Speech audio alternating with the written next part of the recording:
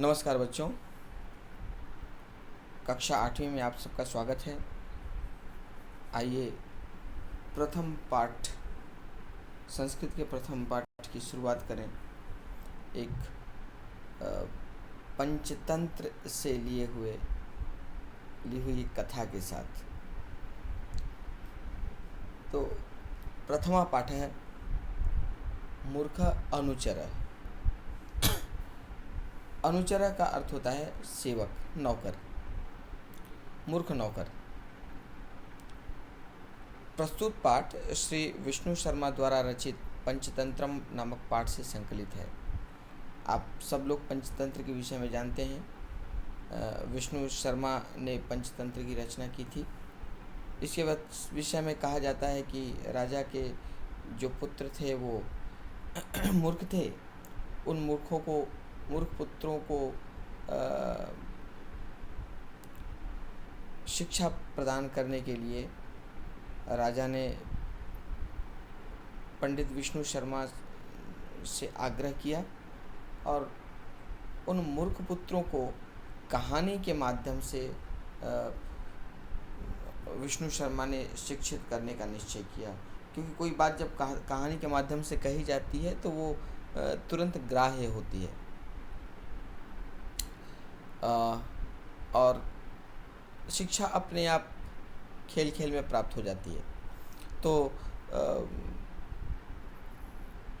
विष्णु शर्मा ने कई कहानियों का संग्रह सर्वप्रथम बनाया और सारी कहानियाँ जो जीव जंतुओं पर आधारित थी, ताकि उसके प्रति लोगों में रुचि जागृत हो सके। तो उन कहानियों को सुना के उन्होंने मूर्ख पुत्रों को ज्ञानवान बना दिया, विवेकवान बना दिया। तो उसी कथा में से एक कथा है मूर्ख अनुचर, जिसको हम आज की कक्षा में पढ़ने जा रहे हैं। इस पाठ में कवि ने बताया है कि मूर्ख सेवक या मित्र किस प्रकार घातक सिद्ध हो सकता है। तो मूर्ख प्रवृत्ति का यदि आपका कोई साथी हो या आपका सेवक हो तो किस प्रकार वह आपकी हानि पहुंचा सकता है कि वह कभी आपको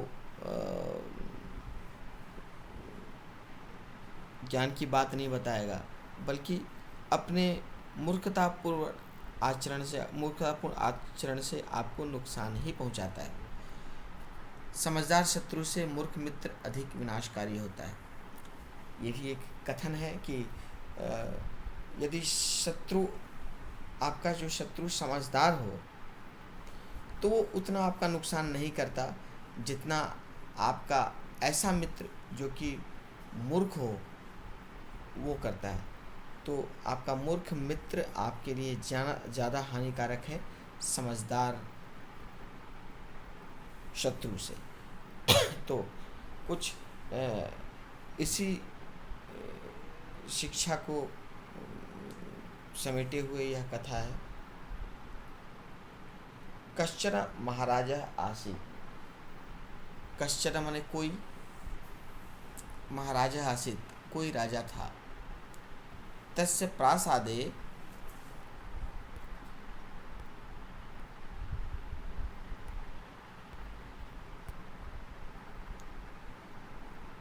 प्रासादे एकः वानरः अवसत्। उसके महल में एक बंदर रहता था। सह वानरः महाराजस्य अतीव विश्वासपात्र अनुचरः आसीत्। सह वानरः वह बंदर महाराज का अतीव विश्वासपात्र अनुचरः आसीत्। बहुत विश्वास पात्र अनुचर आसीत्, बहुत विश्वासपात्र सेवक था। वह बंदर महाराजा का बहुत विश्वासपात्र सेवक था। अतः राजभवने सर्वत्र एव तस्य प्रवेश अनुमतः आसीत्। अतः इसलिए राजभवन में सर्वत्र एव सभी जगह तस्य प्रवेश उसकी एंट्री, उसका प्रवेश अनुमता आसीत, की अनुमति थी, उसके प्रवेश की अनुमति थी। तो ये प्रथम अनुच्छेद है। अब इसके भाषिक तत्वों को पुनः समझते हैं। कश्चन, देखिए वाक्य की शुरुआत हो रही है कश्चन से। तो ये ध्यान रहे कि किसी भी शब्द के साथ चित या चन लगता है तो वो जो शब्द है वो अनिश्चित वाचक सर्वनाम हो जाता है। यहाँ पे कह किम का रूप कह है और कह के साथ चन लगा है, अर्थात कोई। तो जब किसी के विषय में हम श्योर नहीं होते कि कौन है, उसका क्या नाम है, तो हम हिंदी में उसको कोई लगा देते हैं। संस्कृत में वही होता है। यदि एक वचन है तो कह के साथ चन मिलकर बना कश्चन, और ये बहुवचन होता है कह कौ के, तो के साथ चना हो जाएगा के चना। जैसे मैदान में कुछ बच्चे खेल रहे हैं तो क्या हो जाएगा, क्रीड़ांगने केचन बालकाः क्रीडन्ति। उनका बालों के बारे में नहीं जानते हम कि बालक का क्या नाम है, कौन कौन बच्चा है, लेकिन बच्चे खेल रहे हैं, कोई बच्चे खेल रहे हैं, तो केचन, तो कश्चन, कौचन, केचन, इस प्रकार चन लगे के अनिश्चितवाचक सर्वनाम की रचना होती है। तो कश्चन माने कोई, महाराजा आसीत, महाराजा अथवा महाराज राजा, आसीत लंग लकार है, चूँकि कथा है पूर्व में घटित हो चुकी है, इसलिए यहाँ पे आसीत का प्रयोग हुआ है। तो रूप चलता है आसीत, आस्ताम, आसन। आसीत मतलब एक वचन था। तो कश्चन महाराजा आसीत, कोई राजा था।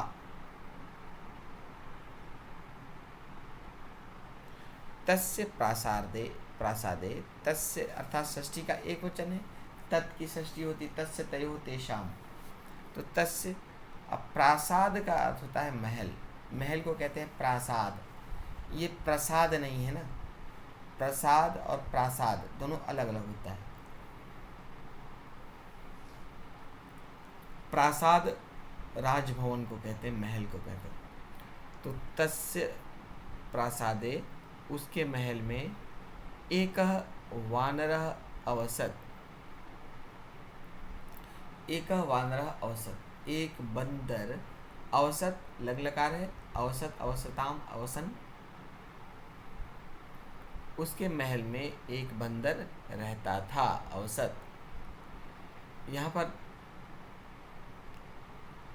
आप सब नोट करेंगे कि कुछ शब्द लाल रंग से लिखे हुए हैं।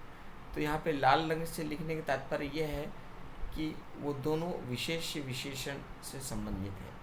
तो जैसा विशेष्य होता है संस्कृत में, वैसा ही उसका विशेषण भी होता है। विशेष्य यदि एक वचन में है तो विशेषण भी एक वचन में होगा। यहाँ हम देख रहे हैं कि कश्चन महाराजा, महाराजा चूँकि एक है, किसी एक महाराज की बात हो रही है, इसलिए महाराजा हुआ, और उसके साथ सर्वनाम कश्चन हो गया, अर्थात कह चना हो गया, एक वचन। अगली लाइन में देख रहे हैं तस्य प्रासादे एक वानरः अवसत। यहाँ पे वानर मतलब बंदर, बंदर पुल्लिंग है, अब पुल्लिंग के एक वचन में है, इसीलिए यहाँ पे एक आया है, एक वानरः आया। यदि स्त्रीलिंग होता तो एका हो जाता, और नपुंसकलिंग होता तो एकम हो जाता। तो तस्य प्रासादे एक वानरः अवसत, एक बंदर रहता था। अब देखिए यहाँ पे जैसा विशेष वैसा ही विशेषण है। वानरः पुल्लिंग में है, इसलिए एक भी पुल्लिंग में हो गया। यदि मार्जारी ऐसा होता, बिल्ली मार्जारी होता या धेनु होता, तो एका के स्थान पे एका हो जाता। तो ये जो संख्यावाची जो शब्द आते हैं, वो सारे संख्यावाची शब्द किसी शब्द के सामने जुड़कर उसके विशेषण का काम करते हैं। तो यहाँ पे एका जो है वास्तव में विशेषण है वानर का, वानर विशेष्य है और एक है उसका विशेषण। तो दोनों एक ही स्वरूप में है, एका वानरः, सह वानरः। अब देखिए यहाँ भी देखिए वानरः पुल्लिंग का एक वचन है, इसलिए यहाँ पे सह आया। तो सह वानरः वह बंदर, महाराजस्य महाराज का, यहाँ महाराजस षष्ठी का एक वचन का प्रयोग हुआ है, महाराज का अतीव विश्वास पात्र अनुचर आसीत्। अतीव माने बहुत, विश्वास पात्र और अनुचर दोनों के बीच में विशेष विशेषण का संबंध है। विशेष विशेषण की पहचान कौन और कैसा के रूप में कर सकते हैं। हम जिसकी बात करते हैं वो विशेष्य होता है, और उसके बारे में जो बात करते हैं वो उसका विशेषण होता है।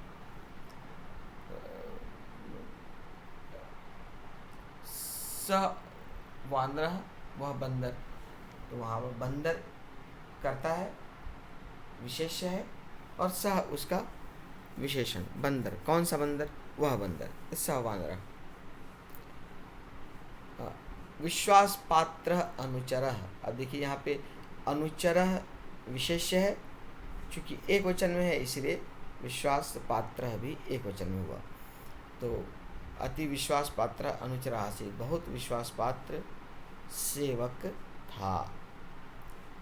अतः राजभवने, अतः इसलिए राजभवने, राजभवन में, सर्वत्र सभी जगह, एव ही सभी जगह, तस्य प्रवेश उसका प्रवेश, अनुमतः आसीत् उसका प्रवेश अनुमत था, या उसके प्रवेश की अनुमति थी।